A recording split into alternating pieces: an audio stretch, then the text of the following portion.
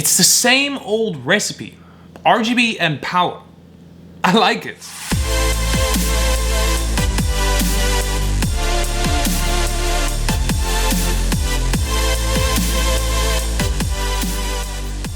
What's up guys, and welcome back to the channel, and today we're going to be talking about a complete beast, something that will definitely dazzle your opponents with its flashy backside.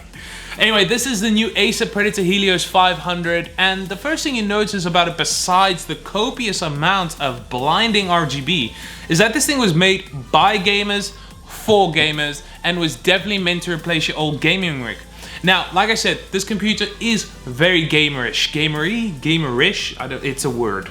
Anyway, so everything from its chunky black chassis to flashing logo will definitely draw everyone's attention. But be warned though, to transport this machine to draw everyone's said attention is not going to be an easy task, because it's not necessarily thin and it's not necessarily light. I mean, this thing weighs 3.8 kg and is 3 centimeters in width. Yeah, it's a thick boy. Lifting the lid, you can spec this device to up to a 17.2 inch 4K 120Hz mini LED display. And let me tell you, you definitely got the desktop hardware that can power this thing to the max. Above the display you find a 1080p webcam, but that's not what's really going to draw your attention. What is going to draw your attention is the per key RGB keyboard that is so bright, so flashy, so colorful, it is nearly seizure inducing. Okay, you know what? You'll be warned. I actually think this is seizure inducing, so you have been warned. But the actual feel and feedback of the keyboard is actually on point, and you will really... who am I kidding? The first thing you're gonna do is you're gonna attach a mechanical keyboard to this device, but it is nice to know that this thing can work when it is needed. Below the keyboard, you find a very responsive and very precise touchpad. And that's all thanks to Windows precision drivers. But there is one negative when it comes to this touchpad, is compared to the full-size keyboard, it does appear a bit on the small side. Customization of your keyboard and other LED RGB light strips on this computer can be handled through Acer's own Predator Sense software. So you can use it to control things like, you know, just customize per key RGB, everything like that. But you can also use it to control things like fan control and other stuff. I'm pretty sure you're picking up what I'm putting down.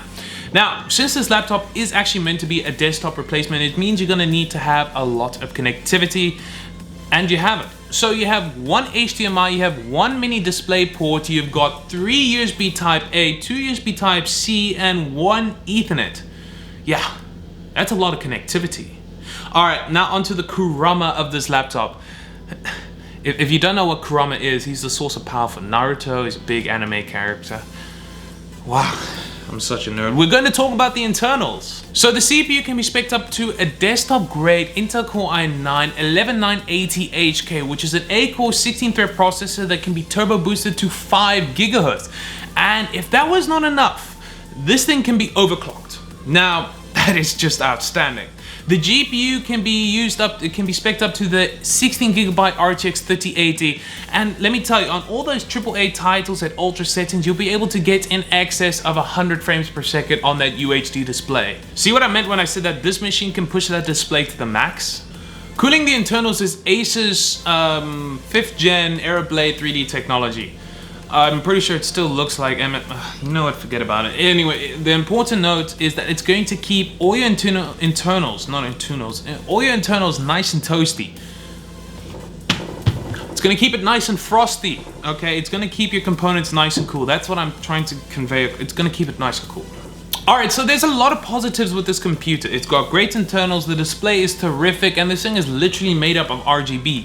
But it also has its negatives. It is thick, it is chunky, it is heavy, it's got a small touchpad. But these things can be overlooked. What cannot be overlooked is price.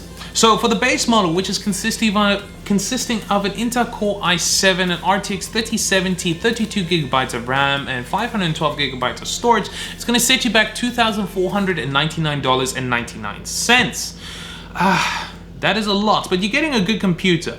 But honestly, I don't know how much a fully spec'd out laptop is going to cost, and to be quite frank with you, I don't want to know, because it's going to be bank breaking. But anyway, let me know in the comments down below if this is a computer that interests you, and if you are interested in it, it is available in August, so you better start saving up. you should know by now that I like it. That's why I get this award, my personal WBT award. Acer must be so proud. And that is the end of my video, guys, and I'd like to thank you so much for watching. If you liked it, make sure to hit that like and subscribe button, as well as to turn on the post notification bell to be kept informed about my weekly videos. You may or may not know this, but I actually got a personal goal of getting to 1,000 subscribers by the end of this year, and if you help me make this possible, I'm either going to do something funny, challenging, or embarrassing. I might even do a giveaway. We have to see what happens. So help me get there, and see you in my next video. Cheers.